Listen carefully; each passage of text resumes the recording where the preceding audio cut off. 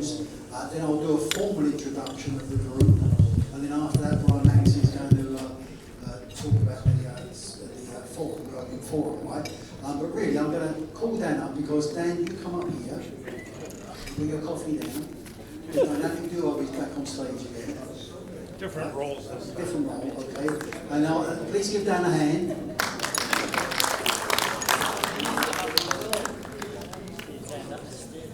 And you do the news, but I'll do a formal introduction of the group, all right? Check, check. All right, this works.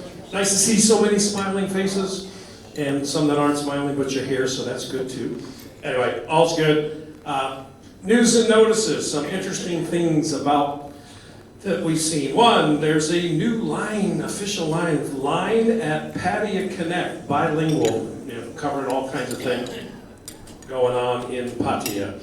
Another one, the police are serious about bars not being open after hours. I just read 20 people were arrested in a bar, and it was a Thai bar. They weren't targeting Farang, it was a Thai bar, didn't say which one.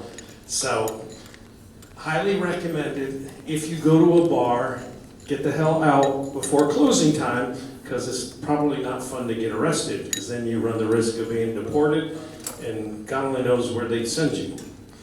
Another one, on Patia News, there's a COVID strategy video. It's like 4 minutes long. It was talking about how they're going to roll out vaccinations in Patia. Everything I've read said both Patia government and Phuket, for sure, have set aside their own money to buy their own vaccines, or whatever they're called. but they've set aside their own money to get their hospitality people and high-risk people and as many people as possible to get the vaccination, because they're all pushing for being fully open, no quarantine. I mean, personally, I won't go anywhere because my wife won't let me. No, she'd come with me. No, she won't let me for the simple reason that, okay, I'm gonna go on a trip. I can go back to America, no problem. I can get in, right? They let us in, American citizen, no problem to get in. No quarantine required. So go for 2 weeks to the US and then come back, 15 days in quarantine. That means she's stuck for a month by herself dealing with everything. So that would not go over very well. So until such, at least for me personally, until such time as you could travel in and out without having to go to quarantine, I'm not going anywhere. Plenty of nice places domestically to travel, and prices are right in Thailand, from low-end deals, cheap, really cheap, hotels that normally are thousands of baht for less than 1,000 baht. And deals, there's a couple of deals. My wife spends her time finding these cool deals. I mean, these aren't cheap deals, but I thought was reasonable value. There's a deal at the Holiday Inn. They charged us like 3,600, but it included dinner at the Italian restaurant, what's it, Terrazzo, the one that's on beach level, and it included club lounge access, which from 5:30 to 7:30, they have high quality alcohol, and then 2 breakfasts and plus lounge access. You effectively can eat lunch there too. So all in all, it basically worked out to pay for the food and the room's free. Centera runs a deal similar. And Centera Mirage is slightly more expensive, but every penny you pay shows up as F&B credit to spend. So quite interesting. Then I just read yesterday in Ponty, first COVID jab. So vaccines are showing up. Another one that might be interesting. You know the extension of the motorway down to Rayong, Mataput and all that? As of yesterday, you got to pay for it now. They just instituted the tolls. Next, AstraZeneca vaccines start arriving in Bangkok next month. And another one to show a sign of things opening up a little bit. The Civil Aviation Authority of Thailand is allowing international flights to transit. So before they couldn't transit here even. So things are starting to open up a bit. Another thing I just saw, Thai Airways reported a 141 billion baht loss for last year. And that's an airline that's in a serious world of hurt. 141 billion baht, what's that? 3.5 billion US. Right? 30 no, not 3.5, sorry, 4.5 billion US dollar loss, so pretty big. Well, when all your airplanes are shut down and your airline owns too many different kinds of airplanes because there were good reasons to buy them, I guess, at the time. You know, that's what happens to an airline, unfortunately. I mean, all airlines are suffering. What other interesting, did I tell this interesting story? I have a friend who is a neuro-linguistics programming hypnotherapy coach. So he can certify people as master practitioners for NLP and all that. He also ran a financial company as well. But anyway, I saw a video of him on Facebook in Seoul in the airport. He was flying Bangkok to Hanoi to do training, seminars, and all that. So he had to go Bangkok, Seoul, 5.5-hour layover in Seoul, Seoul, Hanoi. Don't ask me why. He's got a quarantine on both ends. So his 2 weeks of training, he's going to be gone 6 weeks. Now, how stupid is that? I don't say he's stupid, but I'm saying just think about that. You know, that's insane. You know, so it is what it is. And somebody asked me, "You're going to get the jab?" And I said, "Yeah, if it lets me travel freely without quarantine, no choice." And I'm pretty sure that in Thailand it's going to become a requirement in order to avoid quarantine, and they might even make it a requirement to extend your extension, you know, to extend your stay when you go to renew. It's likely, I don't know, we'll see. But as Ian said last time we talked about this, he said, let's wait and see a few months and see how it all goes and what the results are and reactions to and the like. So that's the news that I could find that I thought might be interesting. Okay. Oh, one other thing, we'll talk about it afterwards. You know, Ron and I talked about crypto last week. There was lots of interest, lots of questions. What we're intending to do is run a separate meeting for everybody that's interested. Show up, bring your laptop, or bring your iPad or your tab or your Android, and we can teach you how to get your wallets open. The things we showed you, but actually help people do it. And then we're looking at adding a couple more sessions, you know, to do something on a paid basis for people that want to go beyond the very basics. So anyway, for those that are interested, stick around afterwards. We figure out where we can do it, because we can't just stay late here like we used to when we were at the McCure. You know, there was other little rooms kind of nearby that we could all kind of go to. So we'll figure that out for those that are interested. I think there was a lot of interest last week. So with that, I will turn it back to our MC, Ron. Thank you, Dan, please. Oh, Dan, you've got a Anyway, it's my privilege to introduce the next session. It's not a normal session, it's not a speaker. You can read up there everything about Bobby and the team. I'd like to introduce them formally. There's Bobby Pass here, please give him a hand. I think the first time I ever saw Bobby was at the Christmas do, playing at the Christmas do. And since then I've been very fortunate to work alongside Bobby on various projects, and really tremendous man, but tremendous talent. Next to him there we've got, hang on, oh no, I need to call you the wrong That's one. Tom. Sorry, that's Tom Hobson, please give him a hand as well. We've got Matthew Kelly down there, please give a hand as well. Right. And then of course, because this is a different session, these aren't just going to perform for us, they're really going to be interviewed and find out what their passions are, what drove them to be successful and where they stand now. And of course we've got our main man there, Barry Upton, who's a magician in his own right. Magician. Well, look, you do put on some magical sessions. How about that? Well, all right, so give Barry a hand as well, all right? So Barry, if you'd like to grab the microphone, come up here. Let's do a song first. Okay, done. All right, so then I'm going to finish. And we're really privileged to sit back and have these talented people come and join us, especially for the Expat Cup. So one last hand for everybody, and off you go.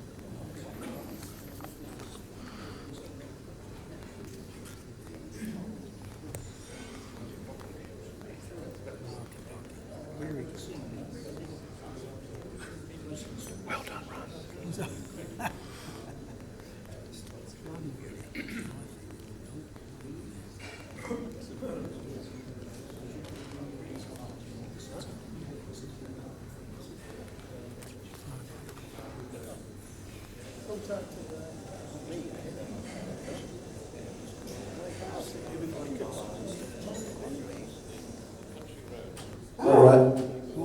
Okay, a little hot there. Good morning, everybody. Good morning. I want to thank the staff here at PMRE and Nils, Dan, and Ron, and everybody else volunteering. Thank you very much. It's my friend Tom, and then Matthew's going to come up. We're going to play some music for you. Thank you. Excellent.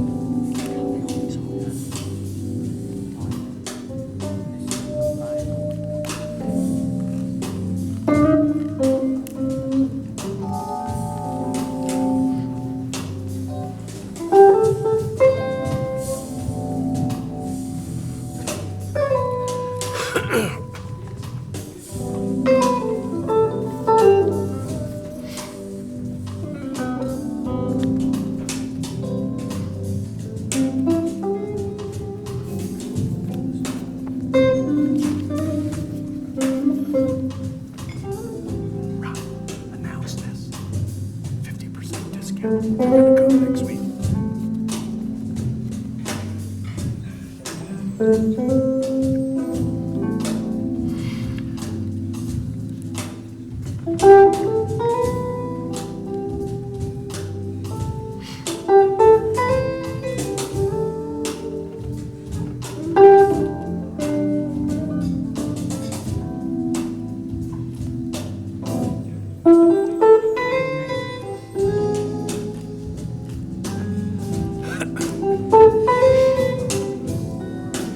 I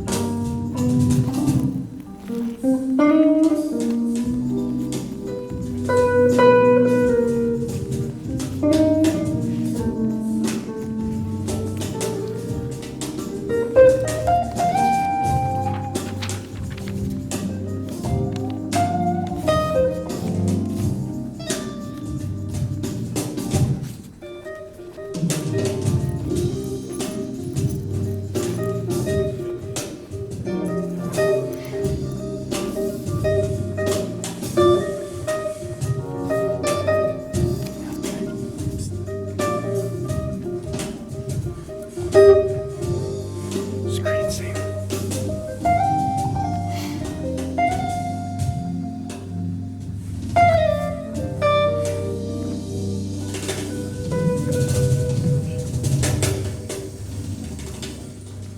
They bloody brilliant. Ain't no sunshine.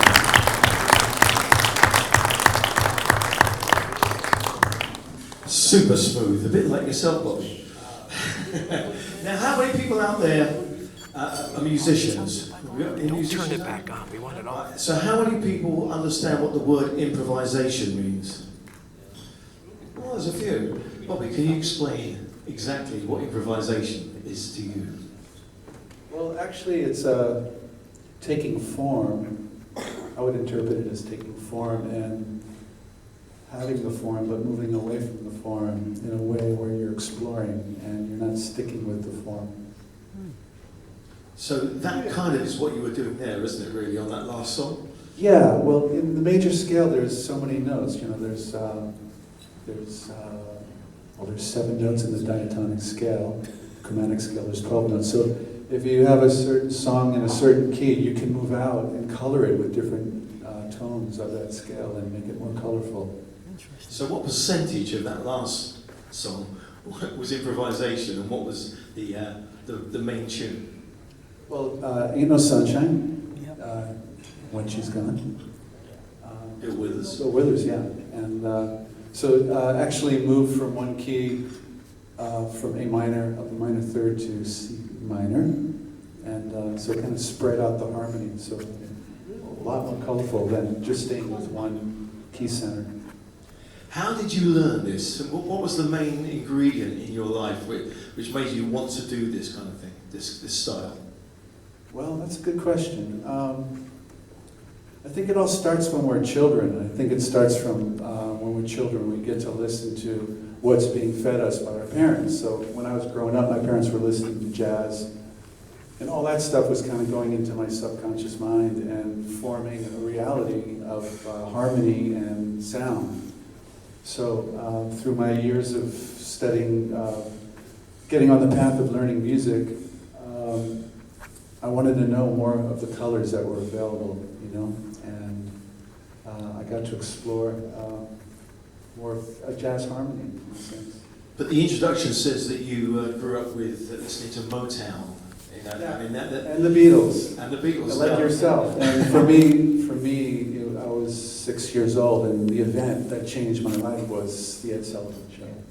Yeah, in New York with That was the the Beatles. Beatles. That was the event that opened me up and said, I like that, I want to do that.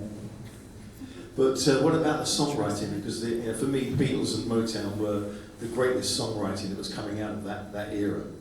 Absolutely, absolutely. And I don't think anything will ever touch that. And I have to say that we're all kind of getting old here in this room together. And that we actually, when we think about how the planet is evolving and moving right now, I think that we got to really live in an amazing epoch of time, you know, on planet Earth, because we had the Beatles, we had Motown, we had this really rich culture of music that is not really present anymore. People don't really listen to music like they used to. You know, everyone's their attention spans are really short. But back in the day, I'm sure all of you had records and albums that used to sit in your bed and look at the lyrics and look at the liner notes and sing along, and it was an experience, and I don't see that happening anymore. So we got to really live in an amazing time. And was there one particular songwriter that impressed you so much? God, that's a hard question again, but you know, we both love the Beatles, you guys. And I know you love John Lennon, I love John Lennon too. So the Beatles to me were the quintessential composers. You know, those guys were doing it when they were in their teens, and what they created in 8 years was just astounding. I think their catalog is like 450 songs. You know. And for me, like Smokey Robinson and Holland Dozier Holland, you know, Yeah. that they were the ones that I kind of always hark back to now. Exactly, and those people were the ones that the Beatles and a lot of those English bands were emulating. They wanted to emulate that black culture, you know, that R&B black culture for sure. Okay, take it away. Let's have another song. All right, thank you. Give us some more questions in a minute. Matthew, do you want to come up and play some harmonica? Yeah, come on. Nah. Bring all of them up.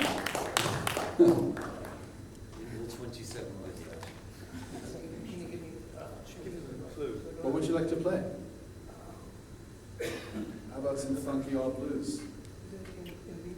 It's in key of G, so your C harp. We should do this once a month. Get Scott Lewis to come here. This is so good.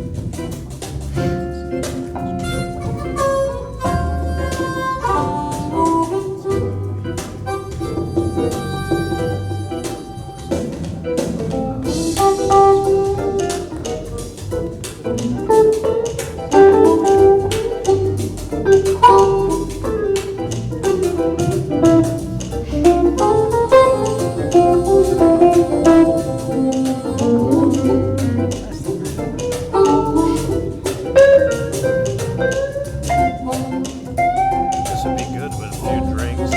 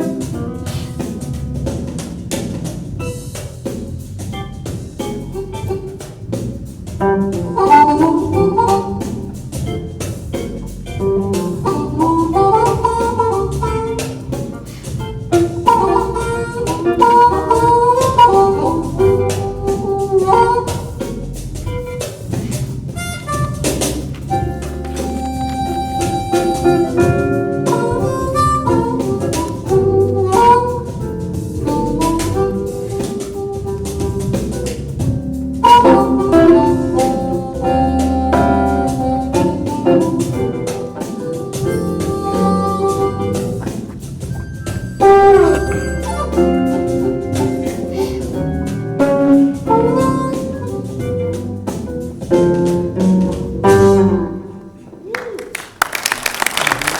Kelly, the one and only.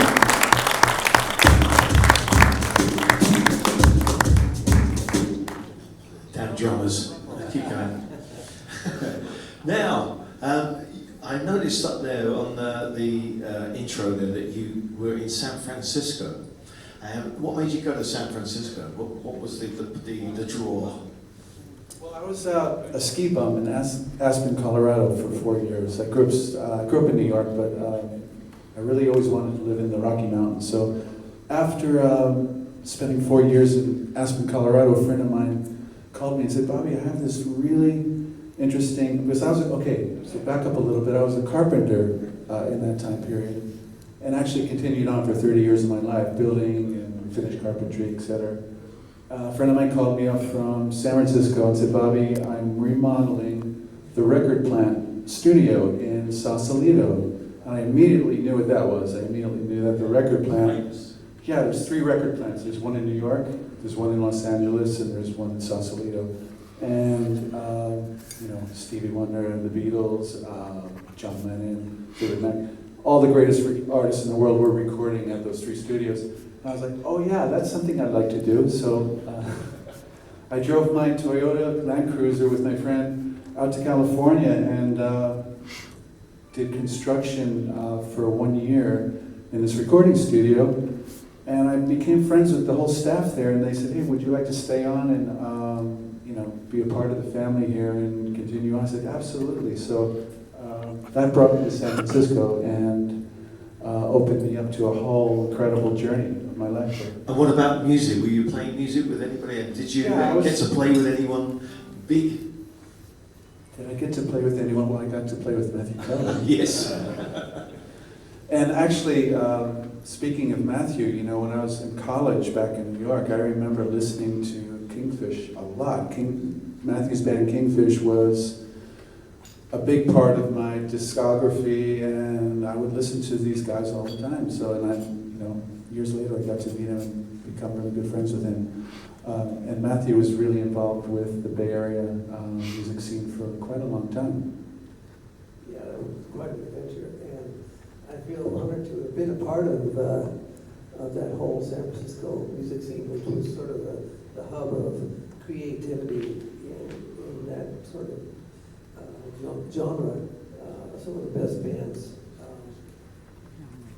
Well, there were so many. I'm not going to go into all the names, but it was a fantastic place to be for creativity, for both R&B, blues,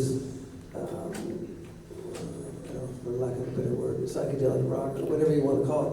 But there was some great music that came out of there, and it was great to be a part of it. It was the big hippie scene, wasn't it? Yes, absolutely. That's probably what it's the most well known for. But even though I was involved with the Grateful Dead and all that, I feel the main thing that had interest for me was the blues guys like T-Bone Walker, Brownie McGee, John Lee Hooker, and B.B. King, and that kind of stuff was what really I felt the most comfortable with. So. You can tell that. You like the blues. So just one more before you do another song.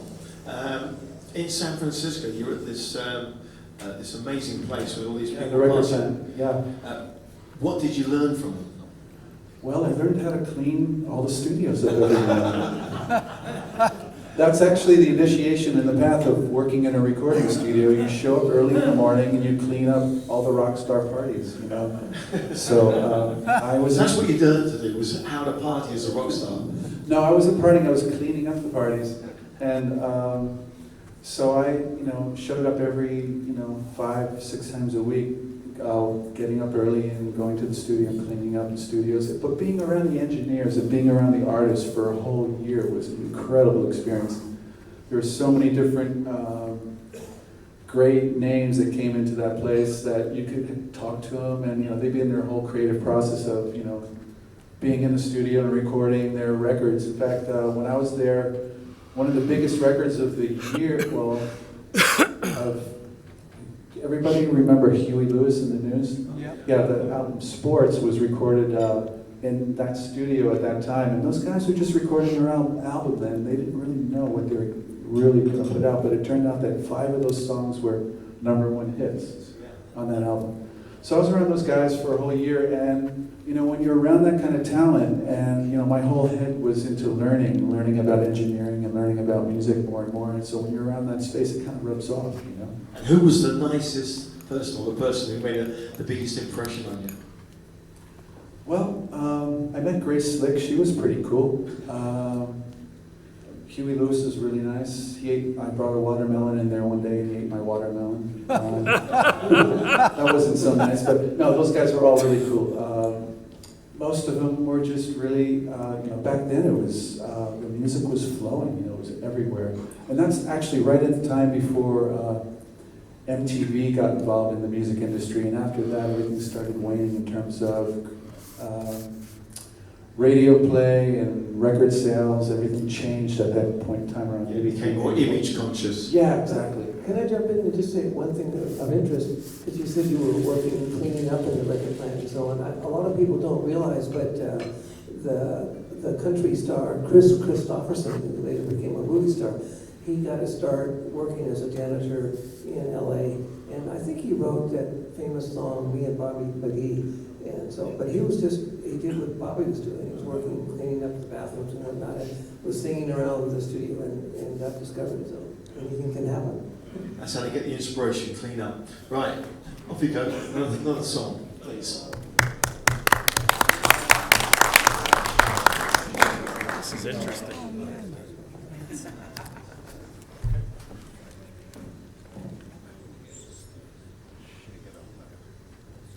Switch This is harmonics. a tune. We're going to do a song that Tom really loves, I really love, and it's kind of based around New Orleans and the culture of New Orleans and the culture of that whole area of Zydeco and black music. And a group called The Meters recorded this piece called Sissy Strut. So Matthew's going to come up with harmonic and we're going to get into it. What? Different keys.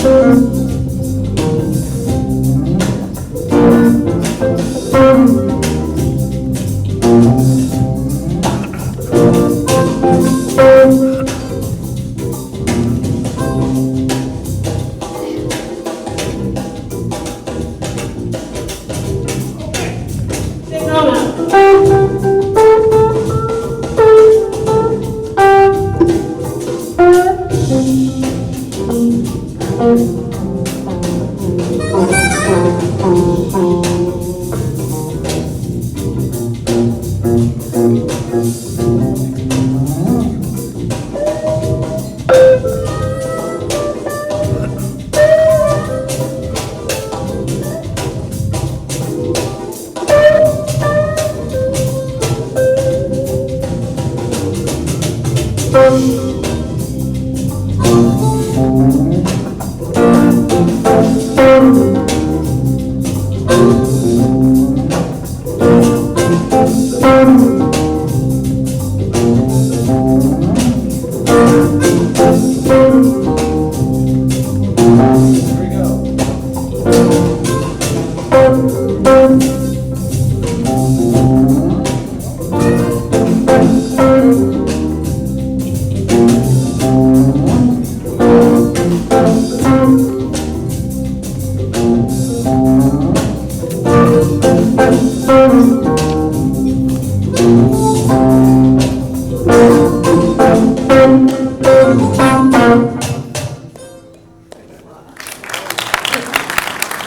were at the mercy of that backing track. We were kind of riding the backing track wave. Who made the backing track? I and a few friends did. We all There kind you of go, so you should know. Still going. Okay, we're at the mercy of having Technology. yeah, let's Hey, Bobby, just 1 second, right? Because I want to talk to Tommy over here. Right? Tommy. Now, we're very, very lucky to have Tommy, and Bobby, you are very lucky to have Tommy playing with you tonight because he famously turned down the Red Hot Chili Peppers.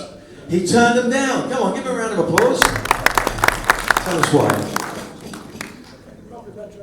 Is this thing on here?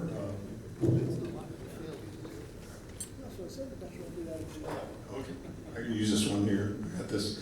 So this was a little story that everybody has a story like this, but I was living in Seattle, Washington at the time, and there was quite a vibrant music scene there coming into leaving the 70s, coming into the 80s, and playing with a band that was quite popular in Seattle, and this unknown band from California came up and opened for us, and I liked what they were doing. It was this amazing kind of fusion of funk and rock, and I thought they were great. And but I was in my little Seattle world, and as it turns out, they said, "Hey, we might be changing drummers at some point in the future, and we like the way you play. And would you possibly be interested in maybe coming to Los Angeles?" And I said, "I love you guys' music, but I'm doing really well here, and no, thank you."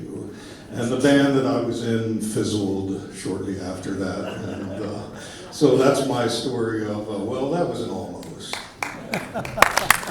Good story. See, everybody has a hard luck story. Yeah. Now, for those of you that have not seen one of these before, it's called a Cajun, right? A cajon, right, is how you pronounce it.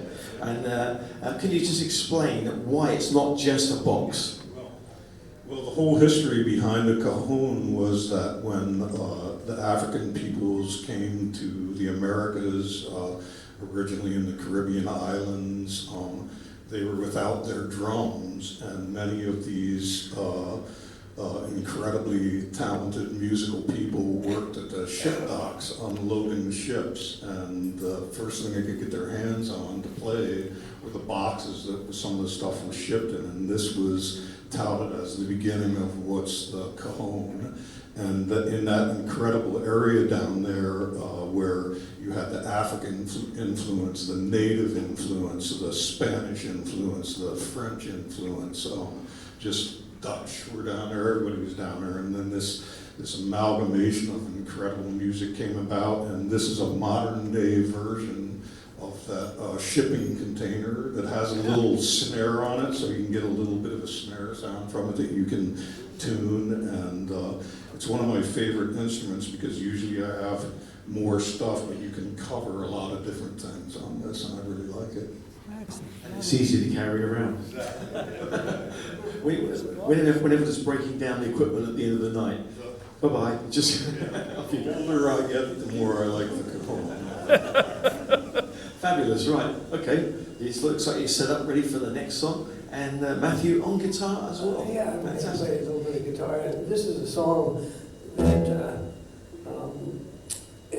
I think there's probably 10 or 15 versions of this song. It was written originally by Bob Dylan, and I think a lot of you will recognize it. And So, Bob was talking about improvisation. It's easy for you to say. Everything we're doing out here is pretty much improv because we don't really rehearse. We didn't really rehearse. And that last song we did, I don't know the more lines, so I'm just kind of faking it. But anyway.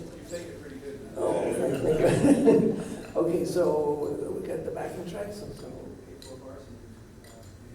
Okay. Incredible, really, the amount of talent down here.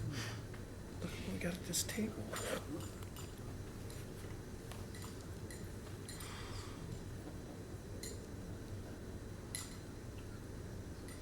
The technology today is amazing. That little mixer, his backing tracks on the iPhone, that drum. He could carry the regular drum.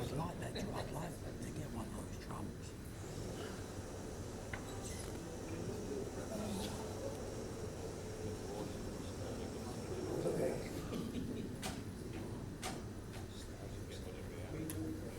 This is fun. It's because you got these miserable bastards, miserable souls in the back moaning. Don't like the music.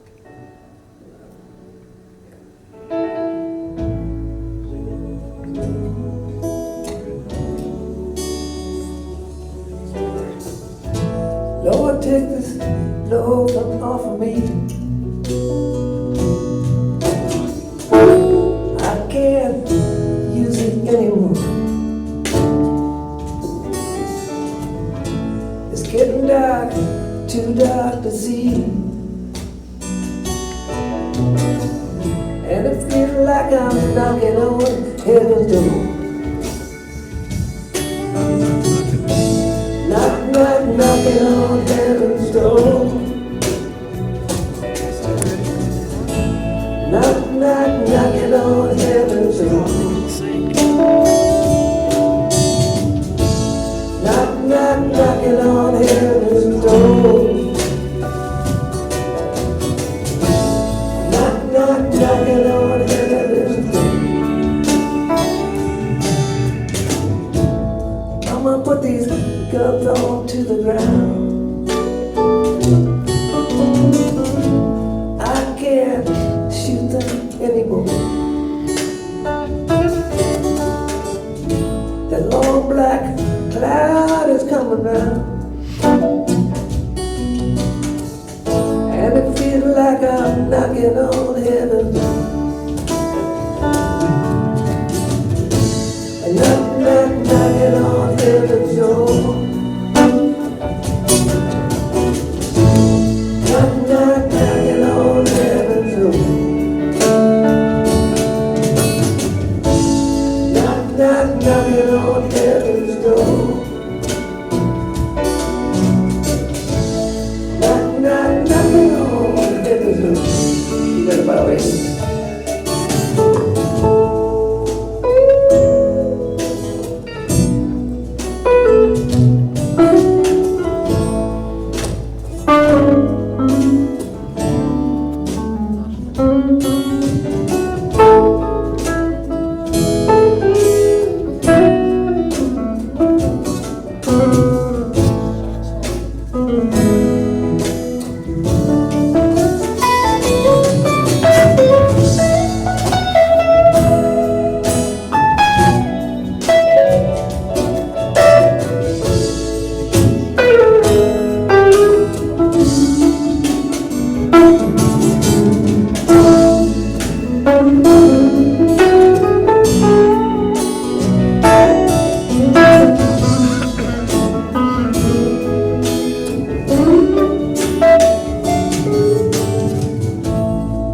Mama, wipe these tears from my eyes. I can't shed them anymore. The sun is setting in the western sky, and it feels like I'm knocking on heaven's door. Knock, knock, knocking on heaven's door. Knock, knocking on heaven's door.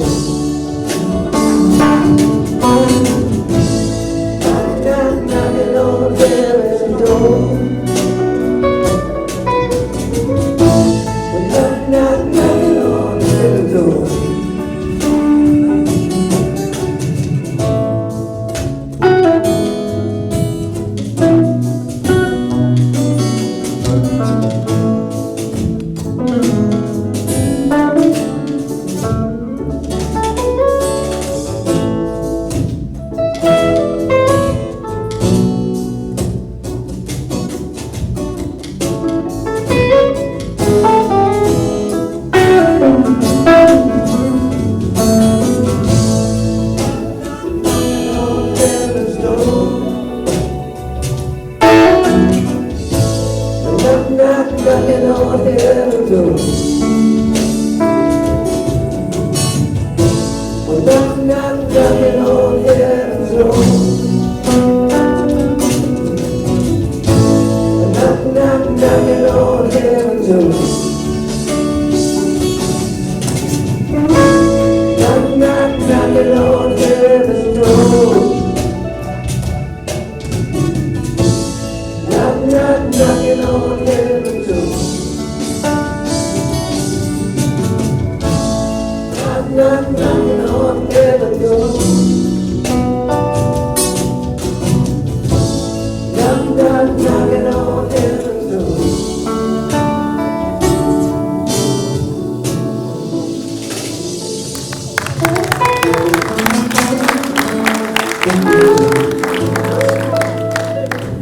Wonderful. Matthew Kelly there. Oh, fantastic. Just a good chance to tell you that I was watching a video the other day on YouTube because I never saw kingfish years ago. I wasn't even aware of them being in the UK. So I thought I must try and find something. And there was this great concert at the Beacon. Is that right? The Beacon. Yeah. And you won't recognise him. He's got long hair and a moustache. But it's a fantastic concert, it really is. So if you want to, if you've got a spare hour sometime, just look it up. Kingfish at the Beacon. Live at the Beacon, there you go. That's one of those old Art Deco theaters that has great acoustics, and it was professionally recorded, and it turned out to be one of our better live recordings, so I'm glad you enjoyed it. Well, yeah, the audio was fantastic. The sound on it was just superb. Right, I'm just going to ask Bobby another couple of questions, and then leave you to I think you've got time for another song or two. I just want to ask you, what guitarist, or it's probably not just one guitarist, is it, has influenced you the most? That's a hard question to answer. There's so many amazing musicians in the world, and all of them have a different color, hue, essence. You can't really say this guy or this girl is the best. It doesn't work that way, you know. They all have a vibration and a frequency that resonates for you or doesn't resonate for you. But yeah, hard question to answer. But Name a few. Name a few guitar players that I love. Jeff Beck, Pat Metheny. I love Jerry Garcia's music. His songwriting, his guitar playing is really unique. Paco de Lucia, Spanish guitar player who is no longer with us. Larry Carlton. I was going to say, that's the one I can hear in yours. Oh wow, that's an incredible compliment.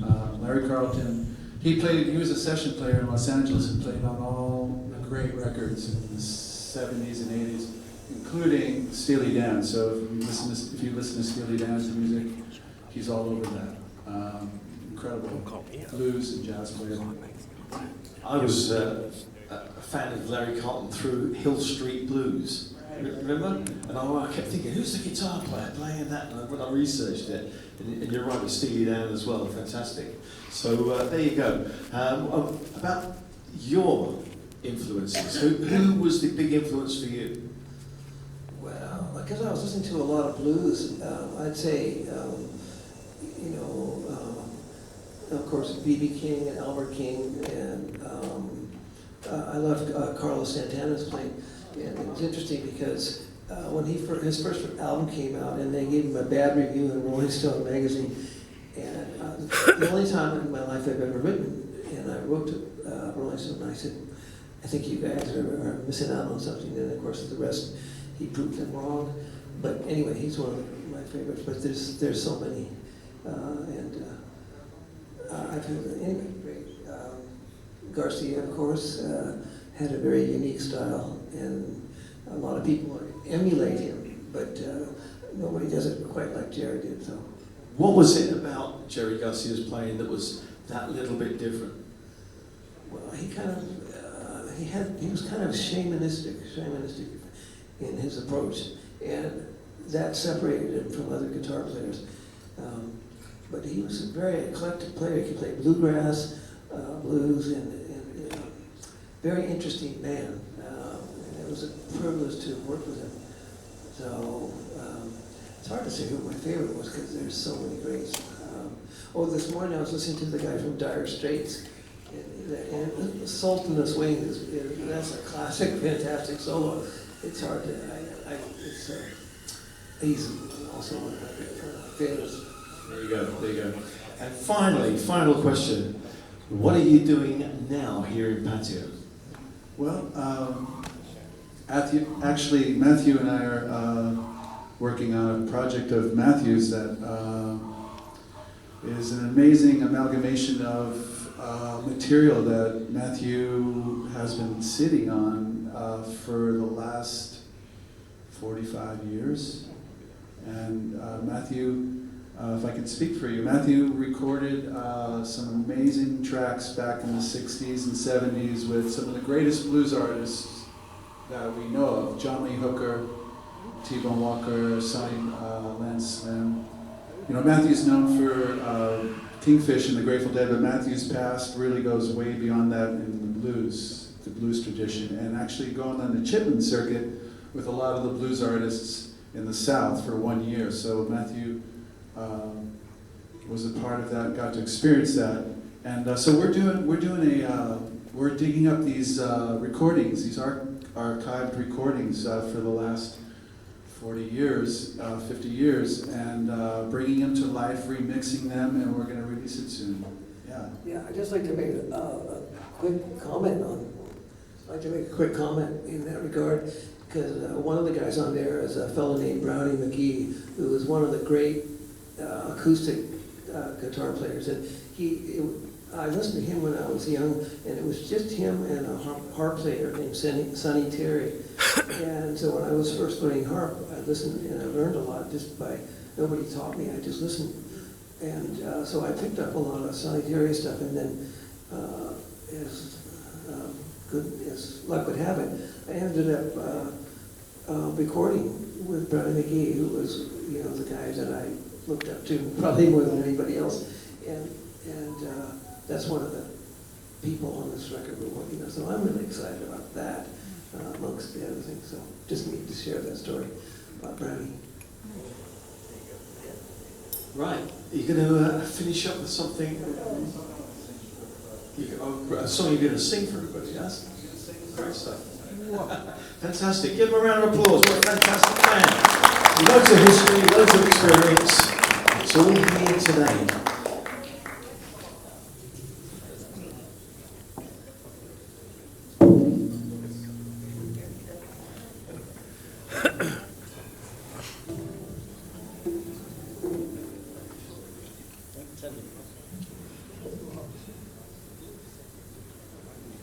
He's got more gadgets. Gotta buy some. All right. You ready, Tom? Okay, this song is dedicated to all of you, except Mary. And that woman there. And there's this very continuing. Okay, this is not for you. This is for these old guys, including me. We're all getting old together here in Patia, yeah? Yep. Some of us.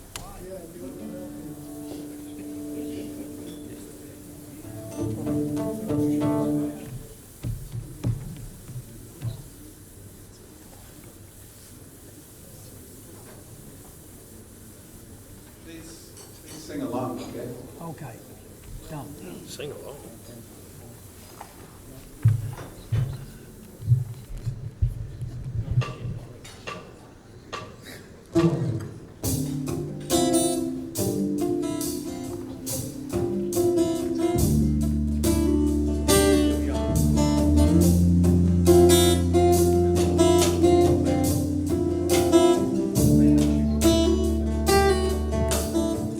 Old man, look at my life. I am a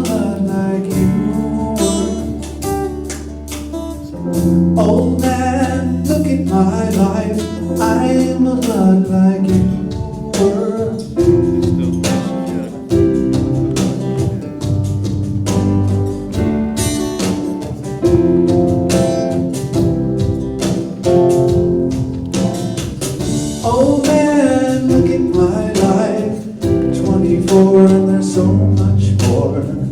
Live alone in a paradise makes me think of two. Love lost such a cost. Give me things that won't get lost, like a coin that won't get tossed, rolling home to you.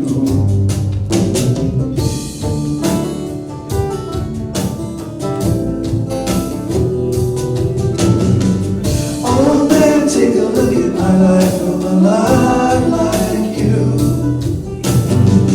I need someone to love me the whole day through. Oh, look in my eyes and you can tell that's true.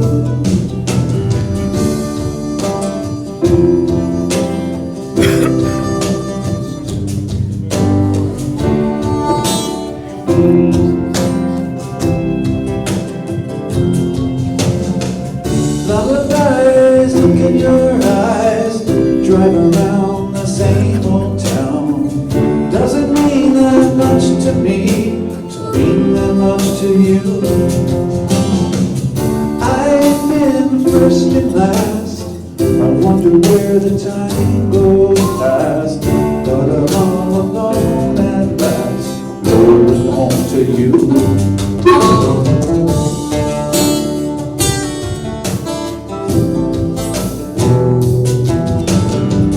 Oh man, take a look at my life, I'm a lot like you. I need someone to love me the whole day through. Oh, one look in my eyes and you can tell that's true.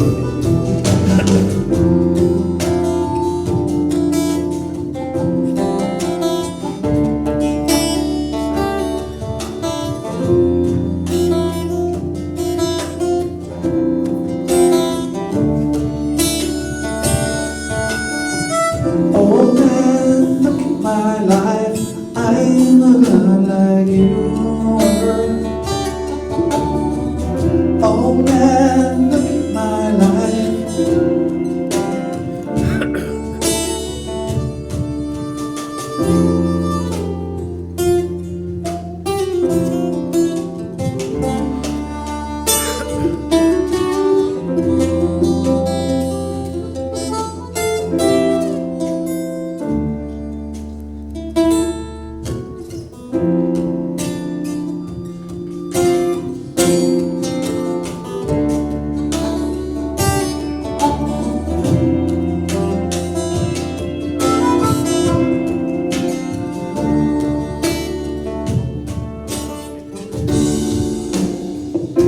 Oh, that was kind of jerk there.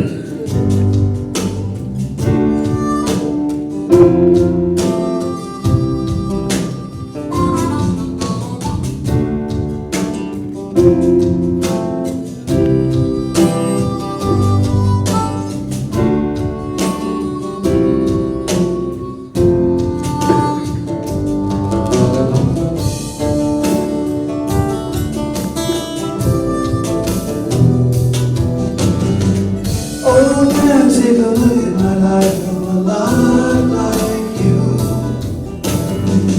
I need someone to love me the whole day through. Oh, one look at my eyes and you can tell that's true.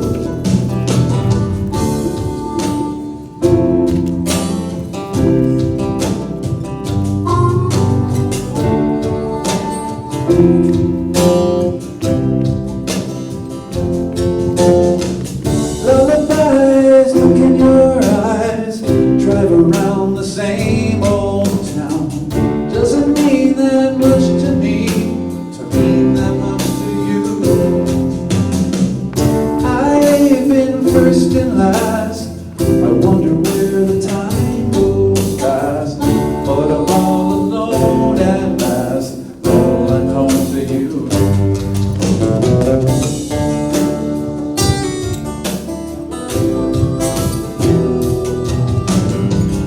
Oh man, take a look at my life, I'm a lot like you. Everybody, come on. I need someone to love me the whole whole day through. That's why we're here, right? Oh, one look in my eyes and you can tell that's true.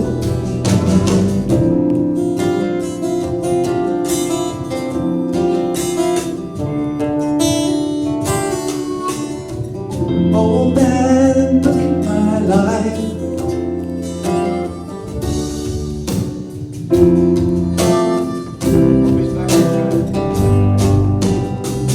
I'm not sure what happened there with the backing track. I'm sorry, guys.